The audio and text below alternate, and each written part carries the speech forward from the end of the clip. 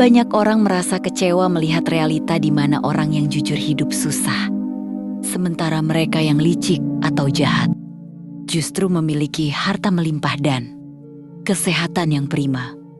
Muncul pertanyaan, apakah hukum karma itu nyata? Kita harus memahami bahwa pandangan kita seringkali terbatas hanya pada satu masa kehidupan ini saja. Sementara karma bekerja dalam bentangan waktu yang sangat luas. Buddha menjelaskan bahwa karma tidak selalu berbuah seketika. Ada 3 jenis waktu berbuahnya karma. Di Tadam Avedania, karma berbuah di kehidupan sekarang. Apoji karma berbuah di kehidupan berikutnya. Aparwi karma berbuah di kehidupan yang jauh di masa depan. Mengapa orang jahat bisa kaya dan panjang umur? Jawabannya adalah karma baik masa lalu. Kekayaan adalah buah dari kedermawanan dana yang mereka lakukan di masa lampau. Panjang umur adalah buah dari karma tidak membunuh dan menghargai kehidupan di masa lampau. Bayangkan seseorang yang sangat jahat namun memiliki saldo bank sebesar 10 miliar. Meskipun setiap hari dia menghamburkan uang untuk hal buruk, dia tidak akan langsung bangkrut selama saldonya masih ada. Namun, dia tidak sedang menabung. Dia hanya sedang menghabiskan. Begitu saldonya habis, penderitaan yang luar biasa akan datang.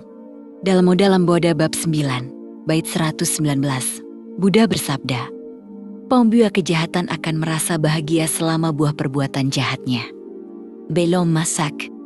Tetapi pada saat perbuatan jahat itu telah masak, barulah ia merasakan akibat buruknya.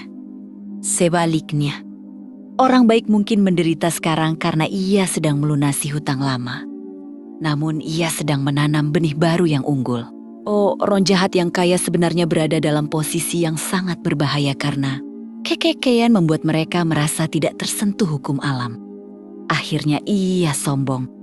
Mereka menggunakan fasilitas kekayaan dan umur panjang untuk menumpuk karma buruk yang lebih besar lagi.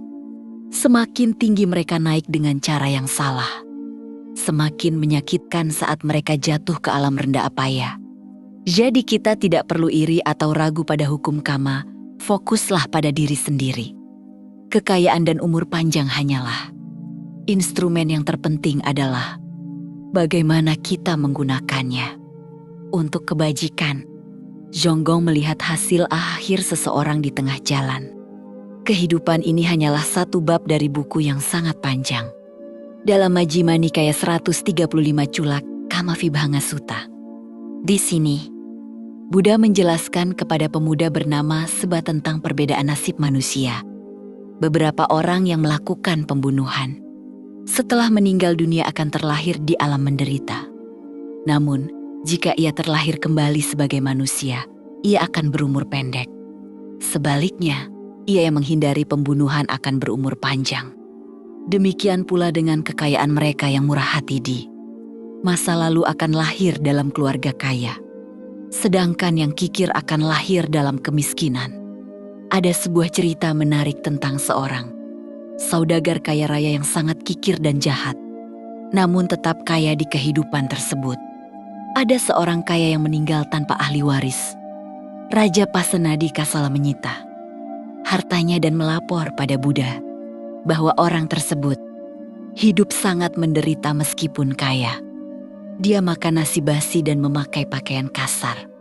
Buddha menjelaskan bahwa di masa lampau, orang ini pernah memberi sedekah kepada seorang paceka Buddha. Namun, setelah memberi, dia menyesal dan berpikir, lebih baik makanan ini kuberikan pada pelayanku. Akibatnya karena dia pernah memberi, dia berhak menjadi kaya selama 7 masa kehidupan. Tetapi karena dia menyesal berpikiran buruk setelah memberi, dia tidak bisa menikmati kekayaannya hidup menderita meski punya uang. Dan karena di kehidupan sekarang dia tidak menambah kebajikan. Maka setelah sisa karma baiknya habis, dia jatuh ke alam menderita. Jangan melihat orang jahat yang sukses seperti kita melihat orang yang menang lotre.